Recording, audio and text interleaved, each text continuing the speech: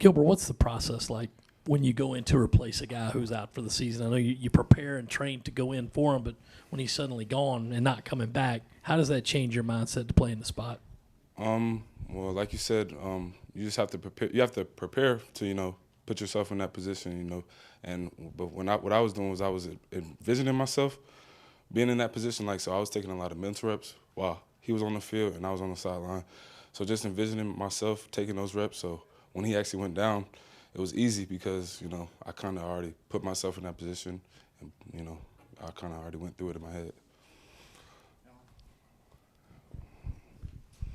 What goes into a mental rep? What are you actually watching for in that, and how does that actually translate into getting on the field? You're looking for your keys. So, if there's a certain play call, you have certain keys. Like, for me, if there's a call, I'd probably, look at the tackle, his footing. So, and then seeing what the different things he does. So, whenever I'm looking at that and, just working based off of what he does and thinking about what I would do if I was, actually taking a rep. So, it's just envisioning myself doing it. You use the word easy, but you're kind of thrown in the deep end as far as who the opponent was. Just what was that like as a competitor? That kind of add to the excitement, the motivation to get out there and play, or kind of view it now as kind of just lessons learned against one of the best the country has to offer? Yeah, as a competitor, you want to play in big games like that. You want to go up against the number one team in the nation, and I took that opportunity, and I just want to go out there and just play really hard, and I feel like I did that. Gil, I know it's not an easy situation to step into what you're stepping into, but how do you feel like you did from a physical standpoint going up against Georgia, and what's maybe next for your game as you get into the last 9 here? From a physical standpoint, I think I did really good. I made some pretty good plays when they came my way. I messed up on a couple things, but that just happens whenever you're going up against a really good team. So that just goes with preparing for the next opponent and getting better.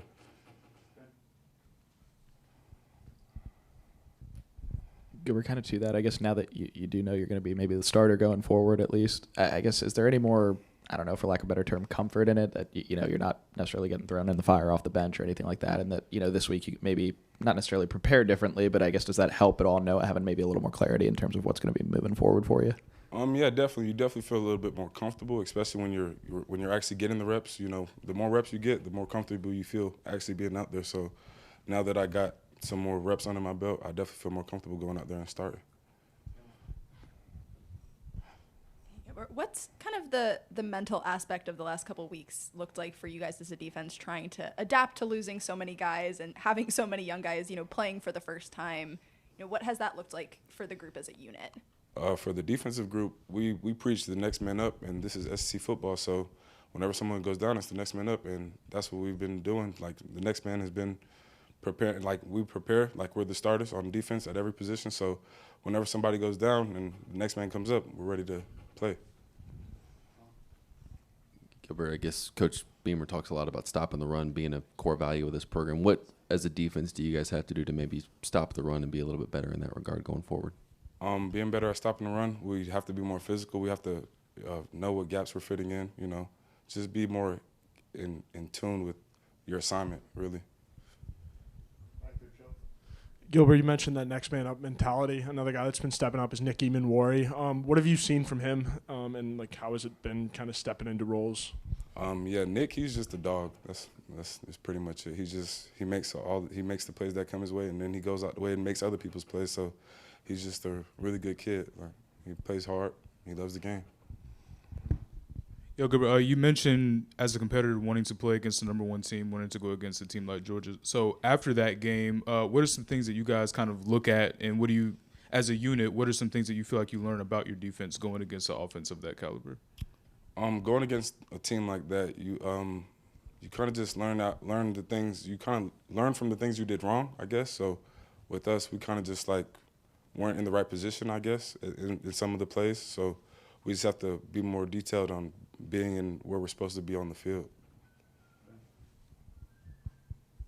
Gilbert, I know it's been, 3-4 years now since you switched from receiver to defensive line. I guess just how do you feel like you've kind of, grown in that position over the last couple of years? And I guess what was it kind of like making that transition as a senior in high school? And I guess how's that kind of come along for you? I mean, in my senior year, I kind of had this mentality because my coach already let me know that he was gonna switch me. So I was like, no matter what position I'm playing, I have to go 100 and be good at it if I want to, get out. So that was just my mentality. No matter where I'm at on the field, just learn it and try to be good at it. That's what I've been trying to do. Just learning from other guys about playing the position and trying to add it to my game. Zach was in here a little bit earlier talking about some miscommunications on defense. You mentioned gap filling yourself. What goes into that and trying to fix that, especially with so many new players coming in, especially freshmen? Practice, we practice it. We do a lot of walkthroughs now, and we have to be more, we're being more verbal in practice, getting the call and make sure everybody on the defense is getting the call and just being where we're supposed to be in through walkthroughs and stuff like that. Gilbert, when you made the switch from receiver to D-line, how much did you have to gain right away weight-wise, and then how much have you put on since you've been here? So I don't think a lot of people know this, but I was playing defensive end my senior year at like 180 pounds. So, and yeah, it's kind of crazy. So I was playing at 180 because I just came from senior. I didn't gain a lot of weight. So after my senior year, I was like, if I could get to like maybe 210, 215, maybe I'll be more physically ready to play college football. I guess you definitely have to weigh more, especially in the SEC. But I definitely was eating a lot at the job I was working at. Shout out Roscoe. He was hooking me up with a lot of chicken wings to get my weight up. So yeah, I gained probably like my senior year before I got here. I went from 180 to like 215, and then since I've been on campus, I came here at like 215. I'm up to like 253, 255 range. So that's about how much I've gained. What was the name of the place where you got the wings?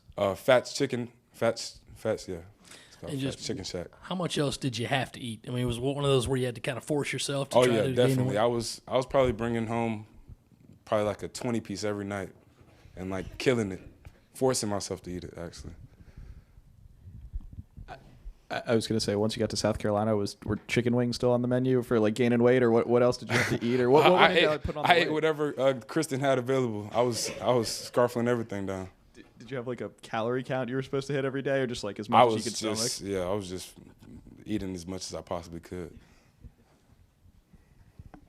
Gonna stick with the food, I guess. Yeah. How many times a day were you eating? I was eating, because Kristen kind of because I was talking to her before I actually got here. She kind of told me to like eat every 2 hours, but really I was eating like every time I seen food, I probably was going to eat it. Like that's how committed I was to it. And what did a meal typically look like for you from a snack perspective? Because a snack for me is like a bag of chips and a soda. Like what's a snack look like? In high school? Like no, like when you Now? yeah. A snack here is probably like an entire meal from ordering out. Like we get like Chick-fil-A, so it'd be like an entire meal, and that would be like a snack technically. So I'd be eating one of those.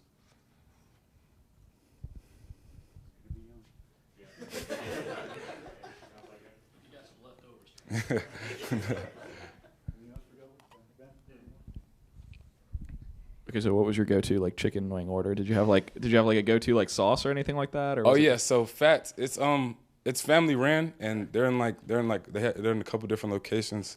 So they have this sauce that's called like finger licking sauce. It's like their secret kind of sauce.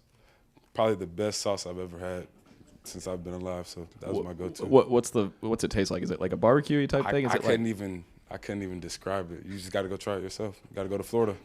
Yeah.